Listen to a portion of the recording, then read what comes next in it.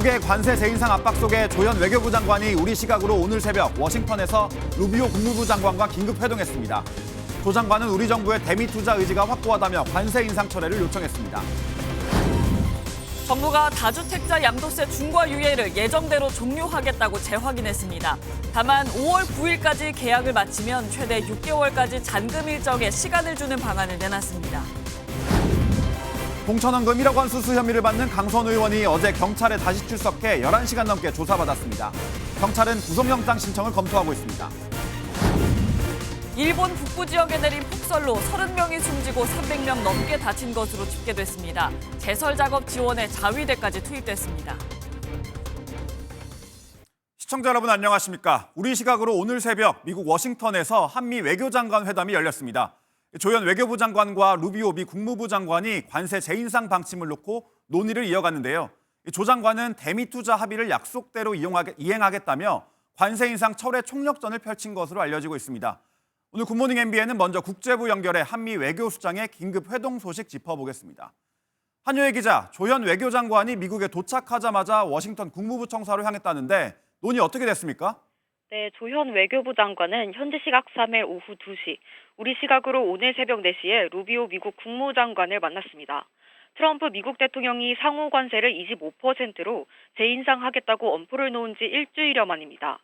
두 장관은 악수를 나눈 뒤 관세 협상과 관련해 말해달라는 취재진의 질문에는 답하지 않은 채 비공개 회담에 들어갔는데요. 원래 핵심 광물 장관급 회담 참석을 계기로 루비오 장관과 만날 계획이었지만 관세 인상 압박을 해결하기 위해 하루 앞서 정식 회담을 가진 겁니다. 조 장관은 어제 출국 직전 공항에서 미국 측의 국회 절차를 설명하고 양해를 구하겠다고 말했는데요. 잠시 들어보시겠습니다. 우리 국회 절차에 따라서 양 정부 간에 합의된 것이 이제 입법으로 추진되고 있는 상황이라서 그러한 내용을 미치게 잘 설명하고.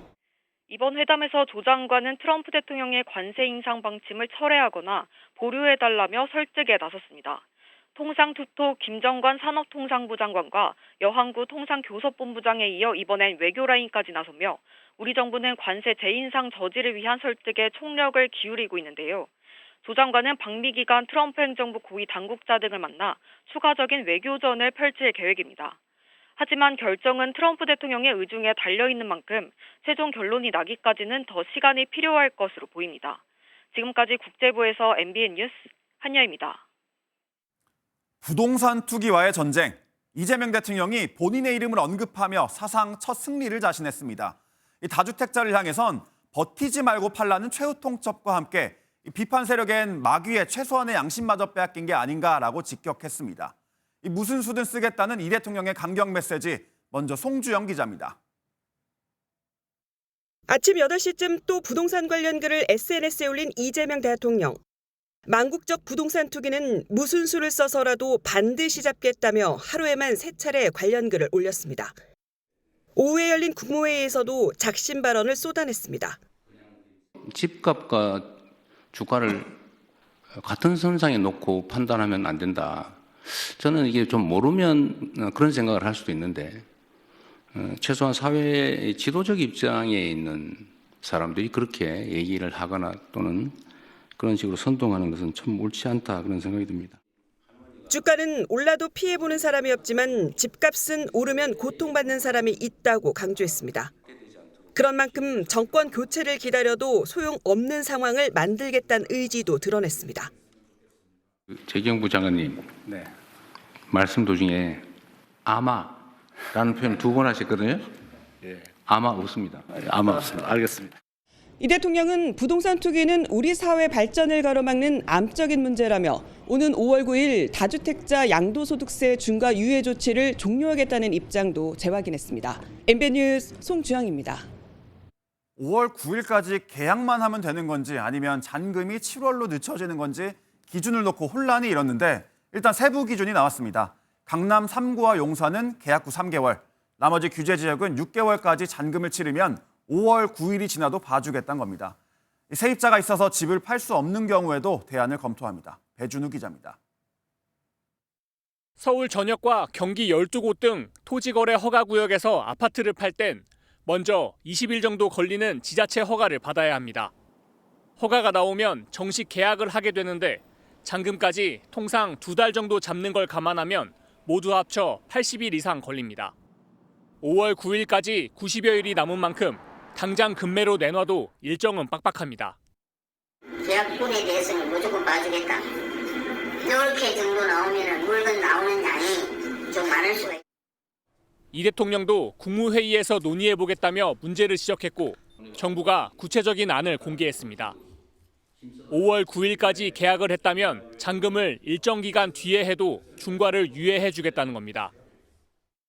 기존의 조정 대상 지역이었던 강남 3구와 용산구는 3개월까지, 10.15 대책 때 신규로 지정된 곳들은 6개월까지 계약 이후 말미를 주는 방안을 검토하고 있습니다. 계약 기준인 만큼 집을 팔려는 다주택자는 4월 중순까지는 매수자와 합의한 뒤 토지거래 허가를 신청해야 합니다. 시장에서의 현실은 감안하면서 또 국민 불편을 최소화하는 방안을 저희들이 오늘 제안하고자 합니다. 정부는 세입자 계약 기간이 남아있어 토어제 지역 아파트를 팔지 못하는 경우도 예외 적용을 검토하기로 했습니다. MBN 뉴스 배준우입니다. 국민의힘은 이재명 대통령의 부동산 정책에 대해 전형적인 좌파식 편가르기라면서 내로남불이라고 비판했습니다. 청와대 참모 가운데 다주택자들부터 집을 팔아야 한다는 주장에 이 대통령은 억지로 파는 건 의미가 없다고 일축했습니다. 김민수 기자가 보도합니다. 국민의힘은 이 대통령이 SNS 협박으로 부동산 시장에 혼란을 초래하고 있다고 목소리를 높였습니다. 정부의 부동산 정책 실패 책임을 국민에게 떠넘기는 무책임의 극치이자 국민을 선과 악으로 나누려고 하는 전형적인 좌파식 편가르기 논법입니다. 청와대 참모 53명 가운데 20%인 11명이 다주택자인데다 마찬가지로 양도세 중과 대상인 비거주 1주택자도 13명으로 집계됐다며 이들은 투기가 아닌 자산 관리를 하고 있는 거냐고 따졌습니다. 그러면서 청와대 참모들의 다주택 보유부터 정리해 최소한 진정성이라도 보여달라고 요구했습니다. 이재명 대통령께 묻습니다. 장관과 청와대 참모 중 다주택자들은 어떻게 하실 겁니까? 시민단체 경제정의 실천연합도 성명을 통해 내로남불 논란이 계속되고 있다고 지적하면서 대통령이 참모들에게 실거주가 아닌 부동산 처분을 권고하라고 압박했습니다. 이에 대해 이 대통령은 자신이 시켜서 주택을 처분하게 만들면 부동산 정책이 효과가 없다는 뜻인 만큼 의미가 없다고 일축했습니다. 지금 다주택을 해소하는 게 경제적으로 이익이다라고 합리적 판단이 가능하게 제도를 만들어야죠. 하지만 문재인 정부 시절에도 일부 참모들이 다주택 처분 지시에 불응하고 사직했던 전례가 있었던 만큼 이번에도 같은 현상이 반복된다면 부동산 정책 실패가 재현될 가능성이 크다는 우려가 나옵니다. MBN 뉴스 김민수입니다. 하루가 무섭게 코스피가 널뛰기를 하고 있습니다. 전날엔 파는 걸 막는 매도 사이드카, 어제는 사는 걸 막는 매수 사이드카가 발동됐죠. 오늘 코스피 과연 어떻게 될까요? 장동건 기자입니다. 미국발 폭락장에 파랗게 질렸던 코스피는 언제 그랬냐는 듯 다시 빨갛게 달아올랐습니다. 무려 338포인트 상승. 그제 하락분 274포인트 만회를 넘어 종가 기준 사상 최고치를 찍었습니다. 5% 넘게 급락해 5천선까지 내준 지 하루 만에 반등해 상승 출발한 코스피는 7% 가까이 오른 5,288에 마감해 롤러코스터를 탔습니다. 특히 오전 장 시작과 함께 너무 올라 매수를 일시정지하는 사이드카도 발동됐습니다. 그제는 급락해 매도를 정지하는 사이드카가 발동된 바 있어 연이틀 진풍경이 벌어졌습니다.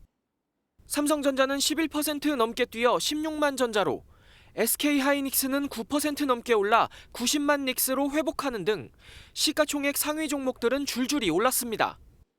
케빈 워시 연준 의장 후보 지명 쇼크로 인한 불확실성은 잠시일 뿐 코스피 5천 돌파의 동력은 탄탄하다는 분석이 나옵니다. 이젠 실적 가시성이 있는 종목과 업종으로 집중하고 있습니다. 즉 자기 위치를 가지고 있는 반도체 업종이 우리 지수의 상승을 이끌.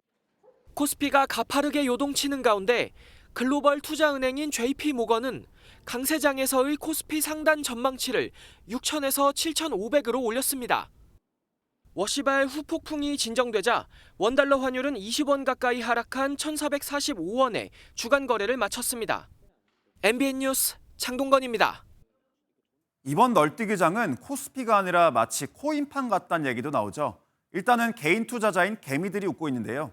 그제 폭락장에서 역대 최대로 사들이더니 어제 폭등장에선 대거 팔아치워 수익을 냈습니다. 이어서 이승훈 기자입니다. 외국인과 기관이 합쳐서 5조 7천억 원 넘게 팔아치워 공포 분위기가 조성됐던 지난 2일. 개인 투자자, 개미들은 이때를 저점 매수 타이밍으로 봤습니다. 쏟아지는 물량을 받아낸 금액이 5조 6천억 원. 하루 기준 개인 순매수액 역대 최대였습니다. 많이 떨어졌다 그래서 기회라고 생각해서 샀어요. 은 주식 샀어요. 집중 매수한 건 그동안 많이 오른 대형주.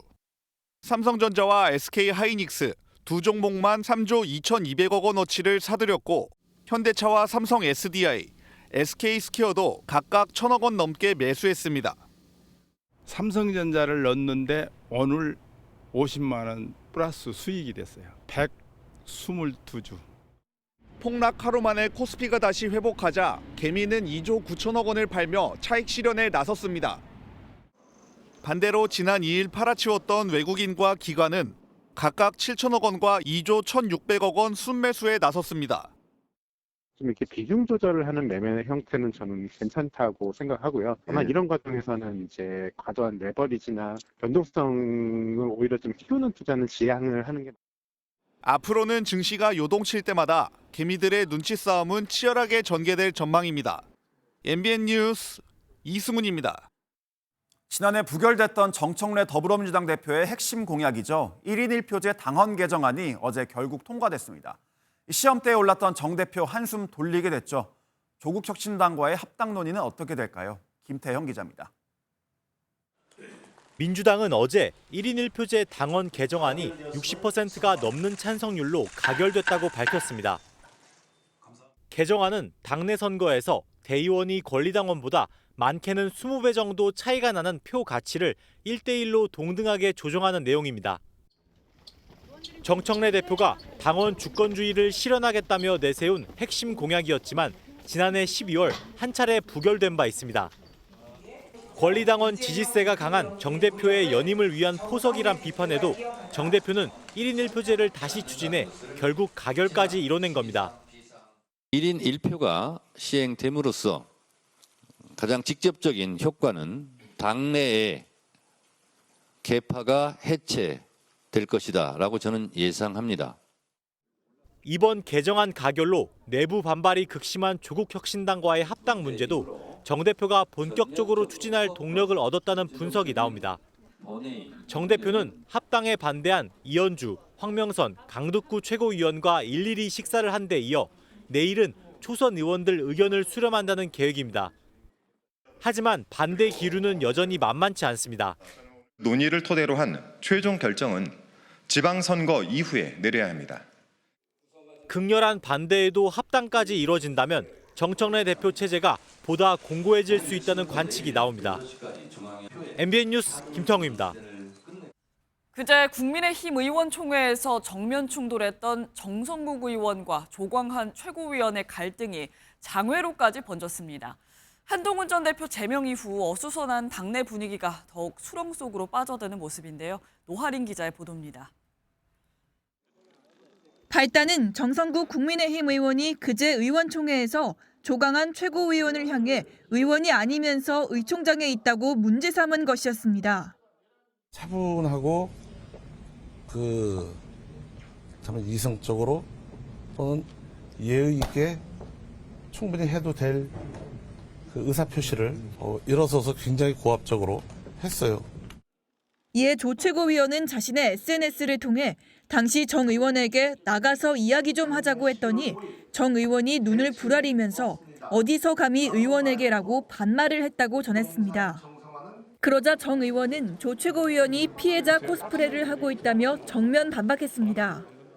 발언을 마치고 의총장을 나가던 조 최고위원이 자신을 향해 손가락질을 하며 야 임마 너 나와라고 도발을 했다는 겁니다.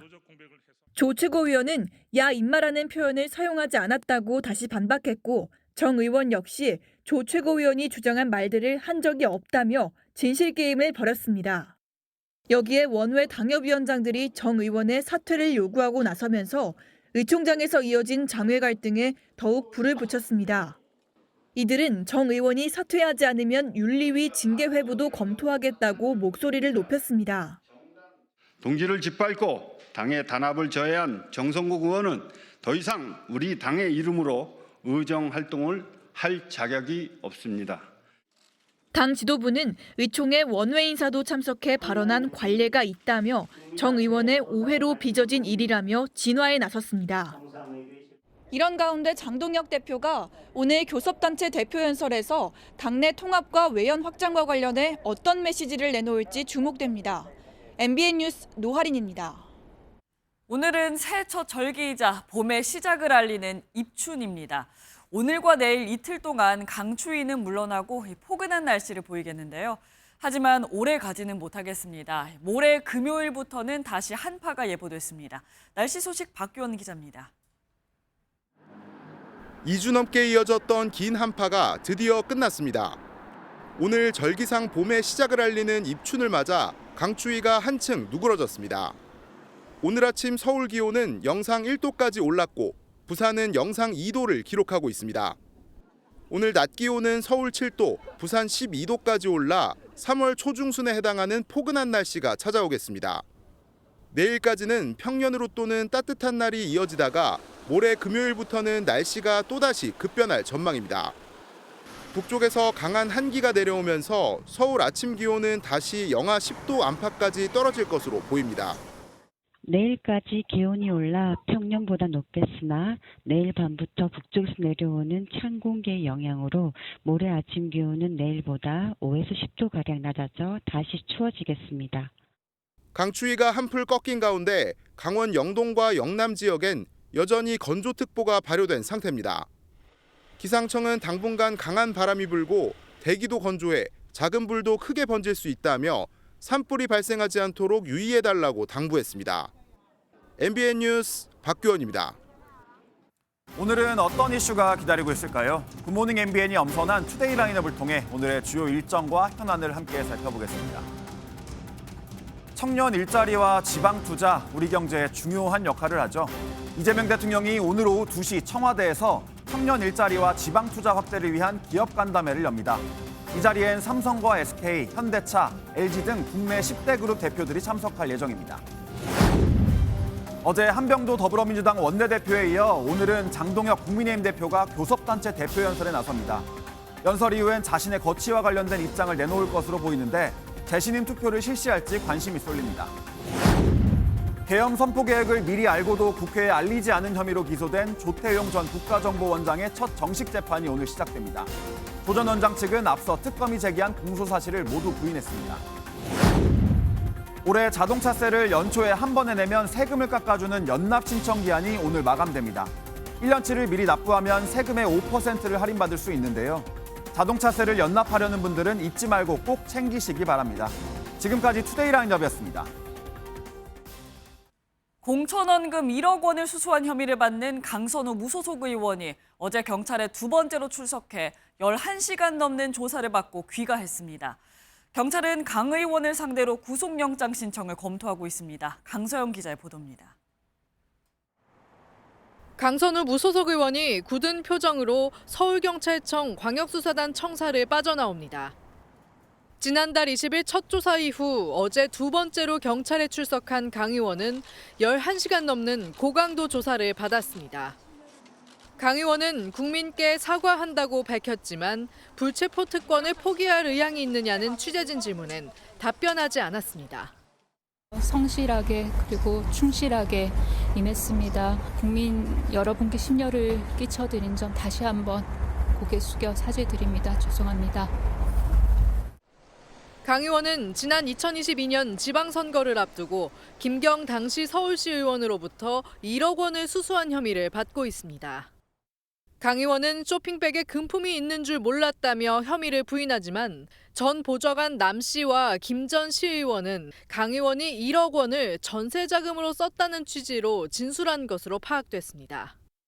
경찰은 이번 조사에서 이처럼 엇갈린 부분을 집중 추궁했는데 특히 1억 원이 든 쇼핑백을 수개월간 방치했다는 강 의원의 주장을 믿기 어렵다고 판단한 것으로 알려졌습니다. 남 씨와 김 전 시의원은 각각 4차례씩 경찰 조사를 받았습니다. 경찰은 관련자 진술과 증거를 토대로 강 의원에 대해 구속영장 신청을 검토하는 것으로 전해졌습니다. MBN 뉴스 강서영입니다. 김병기 무소속 의원의 차남 취업 청탁 의혹과 관련해 경찰 수사가 본격화됐습니다. 차남이 취업했던 빗썸의 관계자가 어제에 이어 오늘도 경찰에 출석할 예정인데 김병기 의원 수사도 초읽기에 들어갔다는 관측입니다. 정혜진 기자의 단독 보도입니다. 김병기 무소속 의원의 차남 취업 청탁 의혹과 관련해 빗썸 임원이 어제 경찰에 출석했습니다. 김 의원은 2024년 11월 빗썸 대표 등과 함께 저녁 식사를 하며 차남의 취업을 청탁했다는 의혹을 받고 있습니다. 실제로 김 의원의 차남은 이 회동 2달 뒤 지난해 1월부터 6개월간 빗썸에서 근무한 것으로 확인됐습니다. 그런데 취업 이후 국회 정무위원회에서 김 의원이 빗썸의 경쟁사인 두나무를 상대로 공격적인 질의를 준비하도록 보좌진에게 지시했다는 의혹까지 제기됐습니다. 가장 큰 문제가 저는 뭐니 해도 특정 거래소의 그 독과점이라고 생각을 합니다. 과거 루나 사태 때도 폭락 직전까지 정상 거래를 가장 마지막까지 허용한 업체죠. 당시 김 의원은 금융기관과 가상자산 거래소를 감사할 수 있었던 만큼 경찰은 직무상 영향력을 행사했는지 여부도 들여다보고 있습니다. 경찰은 오늘도 빗썸의 다른 관계자를 소환할 예정입니다. 다만 빗썸 측은 당시 채용 과정에는 문제가 없었다는 입장인 것으로 알려졌습니다. MBN 뉴스 정혜진입니다. 어제 오후 경기도 시흥의 SPC 생산 공장에서 큰 불이 나 8시간 만에 진화됐습니다. 다행히 불이 나자마자 안에 있던 수백 명이 신속하게 대피하면서 연기를 마신 3명 외에 인명피해는 없었습니다. 노승원 기자가 보도합니다. 거대한 공장에서 불길과 연기가 뿜어져 나옵니다. 높이 수십 미터짜리 특수소방차 여러 대가 쉴 새 없이 건물 안과 밖에 물을 뿌립니다. 어제 오후 2시 59분 경기도 시흥의 SPC 생산 공장에서 큰 불이 났습니다. 기계가 올스톱 돼버렸어요. 자체적으로 올스톱 되면서 경보기가 울면서 전원 인원 다 지금 나오게 됩니다.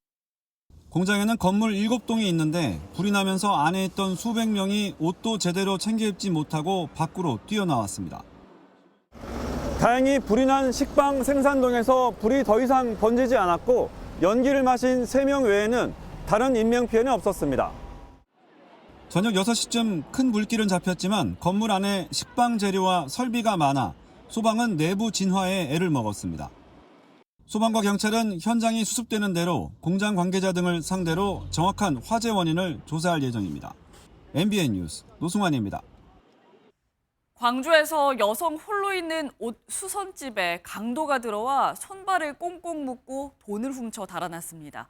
우연히 그 광경을 본 시민이 강도를 뒤쫓다가 흉기에 찔리기까지 했는데요. 당시 강도와 시민의 긴박한 대치 장면 정치훈 기자가 전해드립니다. 자정 무렵 두 남성이 왕복 8차로 도로를 가로지르며 아찔한 추격전을 벌입니다. 중앙분리대를 넘으려 하는 순간 뒤에서 옷을 잡아 넘어뜨리지만 다시 일어나 도망칩니다.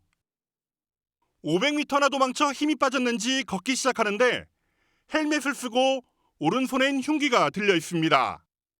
결국 대치 상황으로 이어지고 붙잡으려는 찰나 흉기에 찔립니다. 앞서 10분 전 이 헬멧을 쓴 남성은 한 옥수선집에서 강도짓을 벌입니다. 가게에 홀로 있던 60대 여성을 묶고 현금 20만 원과 체크카드를 훔쳐 달아납니다. 테이프를 막 칭칭 감아놓고 때렸다고 그러더라고요. 저희 가게 지나가는데 남자애들이 있어가지고 안 들어오고. 바로 옆 술집에서 나왔다가 이를 본 20대 남성이 강도를 쫓다가 흉기에 찔린 겁니다. 다행히 생명에 지장은 없는 상태이고 수선집 60대 여성도 크게 다치지는 않았습니다. 출동한 경찰은 2시간 만에 50대 문모 씨를 긴급 체포했습니다. 복구 PC방에 잡았어요. 생활비 때문에. 경찰은 강도 상해 혐의로 문 씨에 대해 구속영장을 신청했습니다. MBN 뉴스 정춘우입니다. 경기도 안성에서 주행 중이던 차량에 중앙분리대 철제 구조물이 날아들며 조수석 탑승자가 숨지는 사고가 발생했습니다. 마주오던 차량이 구조물을 충격해 철제가 반대편으로 휘어지며 이런 일을 당한 건데요. 그야말로 날벼락 같은 상황이었습니다. 이재호 기자의 보도입니다.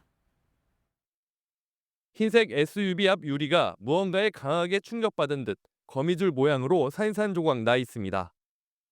그제 오후 2시 반쯤 경기도 안성에서 도로를 달리던 SUV 앞으로 철제 구조물이 갑자기 튀어나왔습니다.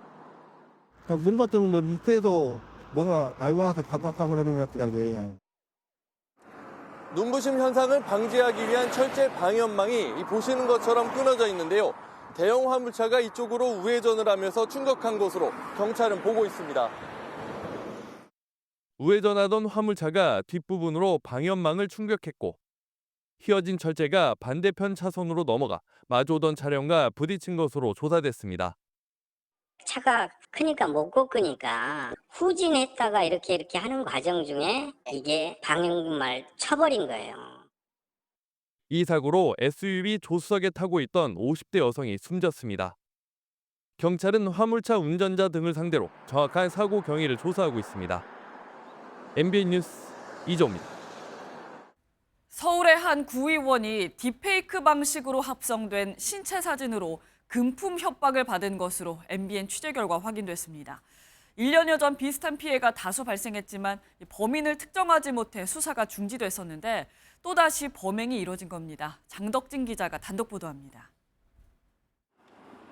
김민석 서울 강서구 의원은 지난달 23일 한 통의 메일을 받고 충격을 받았습니다.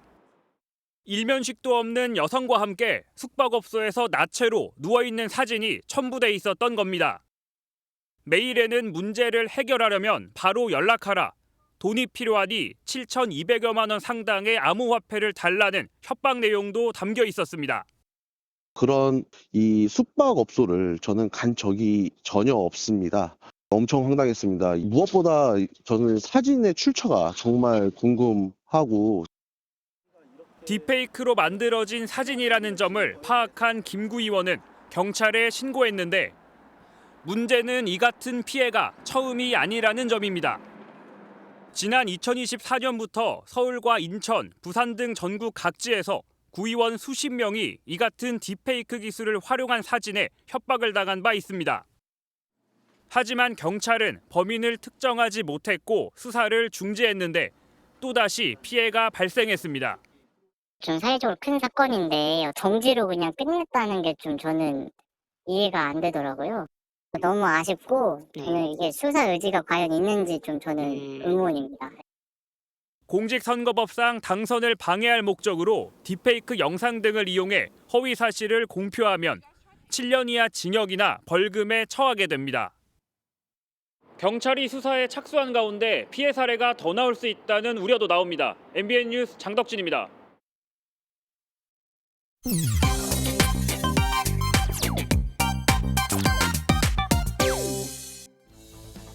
한 대형마트가 진행 중인 과자 무한 골라 담기 행사가 SNS에서 화제가 되며 인기를 끌고 있습니다.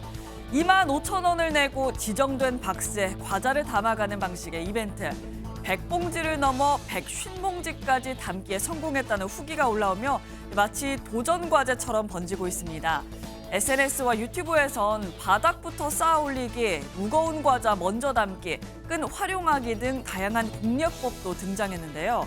누리꾼들은 과자도 안 먹는데 도전해보고 싶다, 퍼즐 맞추는 기분이다, 승부욕 생긴다 등 다양한 반응을 보였습니다. 그런데 할인율 자체보다 기록갱신이 더 중요해지면서 되팔이도 기승을 부리고 있는데요. 일부는 구매한 가격보다 높은 가격으로 과자를 되팔이하면서 비판이 나오고 있습니다. 역대 최대 실적으로 억대 성과급을 받게 된 SK하이닉스의 한 직원이 온라인에 올린 반전 자랑글이 화제입니다. 나 돈 좀 쓰고 왔다라는 제목으로 올라온 글. 알고 보니 보육원에 피자와 과일, 간식 등을 전달하고 왔다는 후기였는데요. 힘든 학창 시절을 보내 자리를 잡게 되면 보육원에 기부하고 싶었다는 해당 직원. 남들이 보면 작아 보일 수 있어도 행복한 소비였다고 전했습니다. 누리꾼들은 성과급으로 부동산이나 외제차 산다는 글만 보다가 너무 감동적이다. 아무리 잘 벌어도 기부는 쉽지 않은 일인데 대단하다. 이분은 성과급 더 드리자 등 응원의 댓글을 남겼습니다. 최근 중국에서 주요 오피스 밀집 지역을 중심으로 뜻밖의 인기를 끄는 곳이 있습니다. 바로 댄스 학원인데요. 수강생 대부분도 직장인으로 회사 행사 장기 자랑을 준비하기 위해 다닌다고요. 심각한 몸치도 따라할 수 있도록 핵심 동작 위주로 빠르게 수업을 진행하는 게 특징입니다. 실제로 중국에선 회사 연례 행사에서 장기 자랑을 선보이는 경우가 많은데요. 임직원도 예외는 아닙니다. 중국 최대 개인사 회장은 매년 연례 행사 무대에 올라 직접 노래까지 했는데요. 여기에 국내 누리꾼들은 우리나라 유행이 아니라서 다행이다. 열정이 대단하다. 내향인인데 보는 것만으로도 지친다. 팀워크에 좋을 듯 등 다양한 반응을 보이고 있습니다. 지금까지 인터넷 와글와글이었습니다. 네, 방금 들어온 속보 전해드리겠습니다.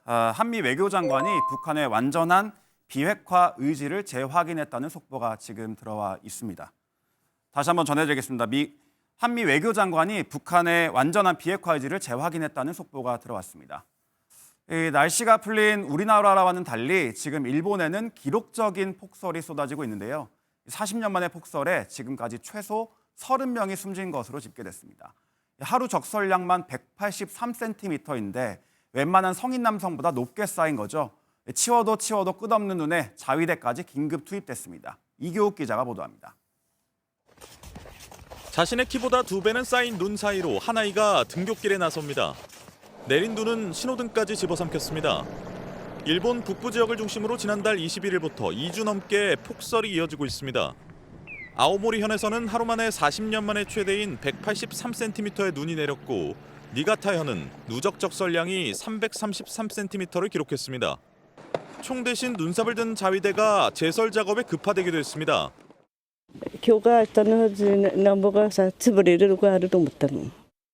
제설을 하다 눈에 파묻히거나 무너진 건물에 깔리는 등 지금까지 폭설로 인한 사망자는 최소 30명, 부상자도 300명을 넘었습니다.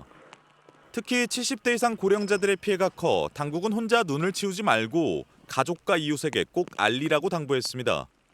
중의원 선거일인 8일에는 니가타현과 이시카와현 등 연안 지역의 경보급 폭설까지 예보돼 일본 열도의 긴장은 당분간 계속될 전망입니다. MBN 뉴스 이교욱입니다.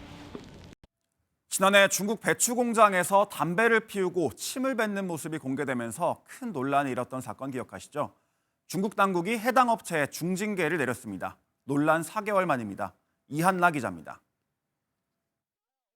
갈퀴로 절인 배추로 옮기던 작업자가 일을 멈추더니 그 자리에서 담배를 피웁니다.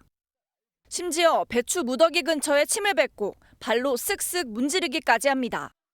지난해 10월 중국 랴오닝성의 한 절인 배추 공장에서 촬영된 영상입니다. 局收到网友反映的一酸菜腌制池作业工作人员抽烟并吐痰舆情。 당시 SNS를 통해 영상이 확산하며 당국이 긴급 조사에 착수했는데 최근 해당 공장에 대한 행정처분 결과가 공개됐습니다. 공장 대표에게는 벌금 약 2억 원이 부과됐고 업체에는 영업 정지 처분이 내려졌습니다. 위 영상이 SNS를 통해 전 세계로 확산하며 중국 음식 전반의 위생 문제에 대한 우려가 쏟아지자 당국이 강력한 조치에 나선 겁니다. 중국에서는 비슷한 위생 논란이 반복되며 고질적인 문제로 지적돼 왔습니다.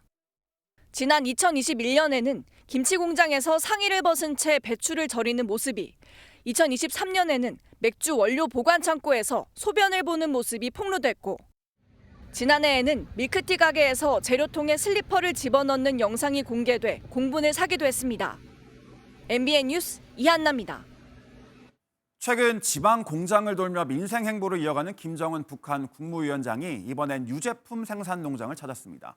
모든 주민들에게 유제품을 공급하겠다는 목표도 내걸었는데 김 위원장의 개인적 배경도 작용했다는 분석입니다. 무슨 얘기인지 강영훈 기자가 보도합니다. 축사로 들어선 김정은 국무위원장이 염소와 젖소들의 상태를 구석구석 살핍니다. 새끼 젖소를 가까이서 쓰다듬자 김 위원장의 손바닥을 핥기도 합니다. 김 위원장이 찾은 곳은 평안북도 삼광리에 위치한 삼광축산농장의 조업식 현장입니다. 각종 유제품을 생산하는 곳으로 세부 공정을 지켜본 김 위원장은 유제품을 맛보며 만족감을 드러냈습니다. 이렇게 훌륭한 조제품들이 우리 아이들과 인민들에게 잘해지게 된다고 생각하니 커다란 보람을 느끼게 된다고 말씀하셨습니다. 김 위원장은 어디에 내놓아도 손색이 없는 현대농촌 현대축산의 본보기라며 전체 주민에게 우유와 버터, 치즈를 항상 차려지게 하는 목표를 내세워야 한다고 강조했습니다. 최근 지방발전 20승10 정책을 통해 도농격차 해소를 강조하는 상황에서 지방 유제품 농장의 현대화를 내세운 걸로 풀이됩니다. 낙농업이 발달한 스위스에서 유학 생활을 한 김 위원장의 개인적 배경도 작용했다는 분석입니다. 김 위원장은 집권 이후 육아법을 통해 모든 어린이에 대한 무상 제공을 약속하는 등 유제품 공급의 필요성을 강조하고 있습니다. 영유아들에게 모두 무상으로 하루에 한 번씩 유제품을 공급하는 정책을 실시해 왔거든요. 이런 걸 통해서 김정은의 친애민주의를 강조하는. 다만 북한의 경제 상황과 식량 사정을 생각할 때 실제 배급되는 유제품의 양과 질엔 한계가 있을 거란 지적입니다. MBN 뉴스 강영우입니다.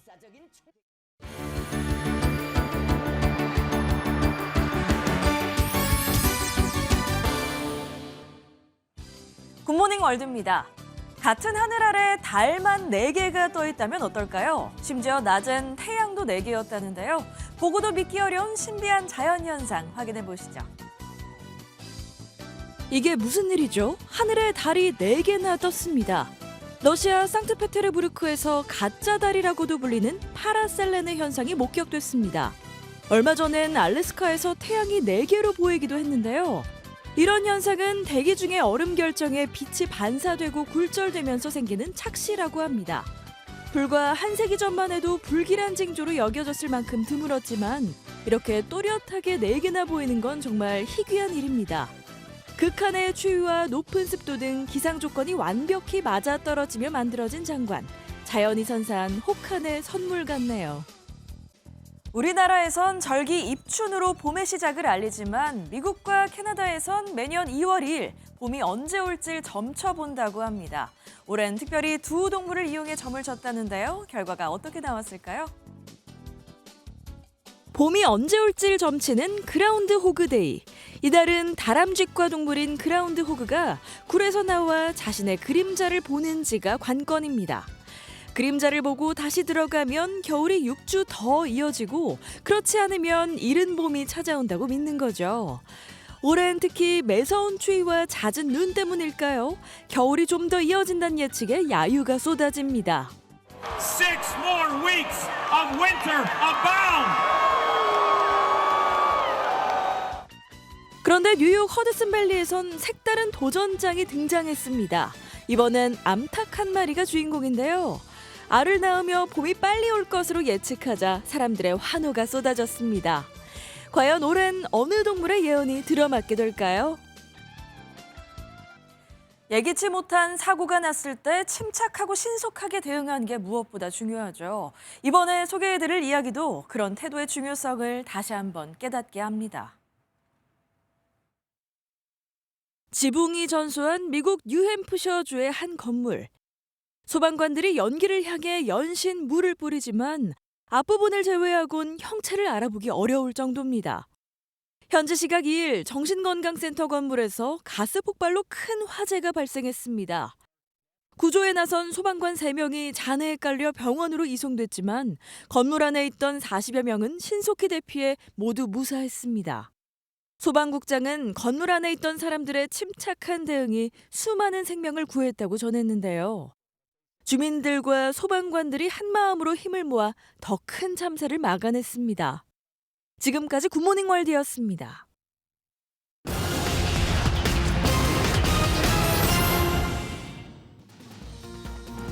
오늘 꼭 알아야 될 경제 이슈들 키워드로 짚어보겠습니다. 대규모 개인정보 유출 사태 이후 탈팡 행렬이 계속되고 있습니다. 지난달 쿠팡의 월간 활성 이용자 수는 3,318만여 명으로 전달보다 110만 명 가까이 감소했습니다. 반사이익은 네이버가 보고 있는데요. 네이버 플러스 스토어 이용자 수는 10% 늘었습니다. 설 명절을 앞두고 여행 계획 세우는 분들 많으실 텐데 항공권 구매할 때 주의하셔야겠습니다.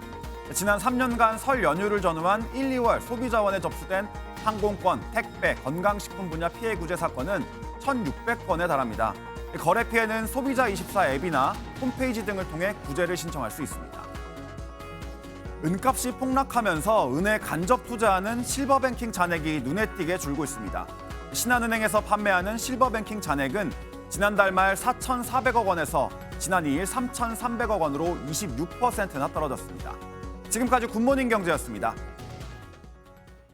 설 명절이 2주 앞으로 다가왔는데 이번에도 차례상 차리는 건 부담입니다. 성수품 물가가 만만치 않기 때문인데요. 차례상 단골 손님인 조기와 사과 값이 크게 뛰었고 호박 같은 채소 가격도 올랐습니다. 홍지호 기자입니다. 세종시의 한 대형마트. 명절 차례상의 단골 손님인 국민생선 조기가 다양하게 진열돼 있습니다. 정부 할인 지원이 들어간 작은 조기는 10마리 9,600원 정도지만 큰 건 한 마리가 9,000원에 육박하는 것도 있습니다. 크기가 큰 수입 조기 한 마리의 평균 가격은 4,650원이 넘습니다. 1년 전보다 15% 높은 수준입니다. 주로 중국에서 수입되는데 최근 기상이 좋지 않은 날이 많아 어획량이 줄어든 영향입니다. 많이 힘들죠. 쭉쭉이 올려왔는데 하루 만에 바꿀 수가 있습니까? 그대로 해야죠. 과일도 만만치 않습니다. 배값은 그나마 괜찮지만 사과가 작년보다 11% 정도 올랐습니다. 수확 전 비가 많이 내려 크기가 작아지면서 차례상용 큰 사과가 줄었기 때문입니다. 지난달 후반 길게 이어진 추위도 채소 가격에 영향을 줬습니다. 호박은 한 달 전보다 40% 가까이 올라 호박전 대신 부추전을 올려야 할 판입니다. 생육기간이 짧은 특히 잎채소 위주로 아마 상승했는데 기온 하락으로 출하량이 줄어서 한우도 3.7%, 그나마 저렴하게 올릴 수 있었던 수입산 소고기 역시 7% 올라 차례를 지내는 가정의 음식 고민은 깊어질 전망입니다. MBN 뉴스 홍지호입니다. 밀착 취재 순서입니다. 전국 곳곳에 건조한 날씨가 이어지면서 불조심이란 말은 몇 번을 강조해도 지나치지가 않죠.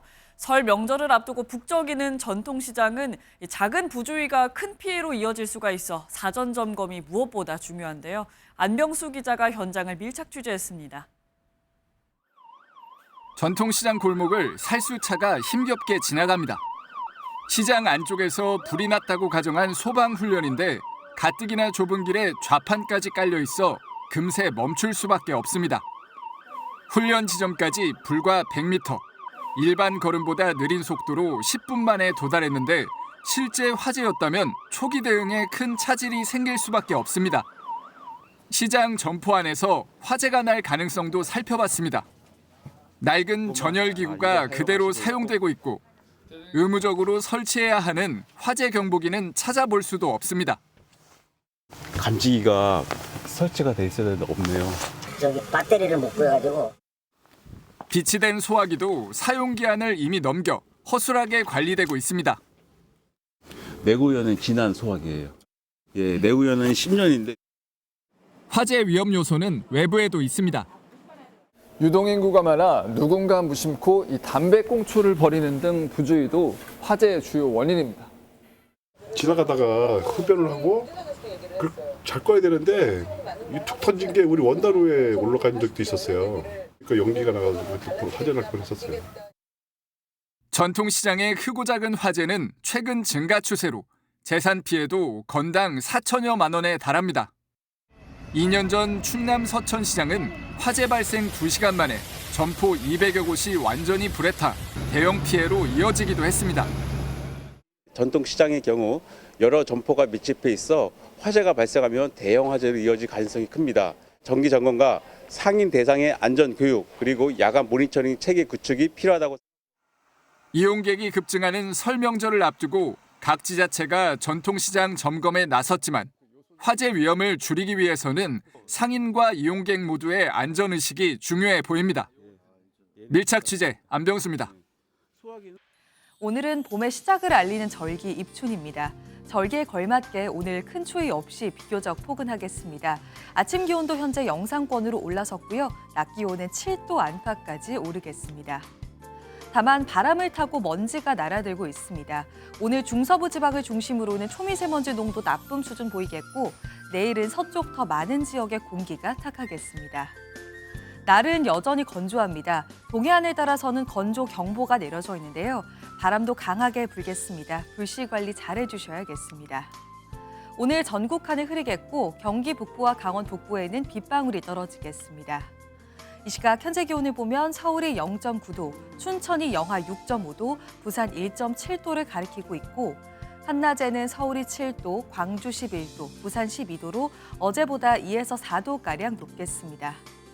금요일부터는 다시 기온이 떨어지면서 영하 10도 안팎의 강추위가 찾아오겠고요. 호남과 제주를 중심으로는 눈이 내릴 전망입니다. 내주셨습니다. 오늘 저희가 보도해드린 딥페이크 협박 기사 어떻게 보셨나요? AI가 발전할수록 수법은 더 교묘해지고 범죄는 더 악랄해지고 있습니다. 한 조사에선 딥페이크 성범죄 피해자 2명 중 1명이 10대 이하라는 결과도 나왔습니다. 기술의 속도만큼이나 범죄 대응도 더 빨라져야 합니다. 네, 오늘 저희가 준비한 소식은 여기까지입니다. 오늘도 건강하고 행복한 하루 보내시기 바랍니다. 고맙습니다.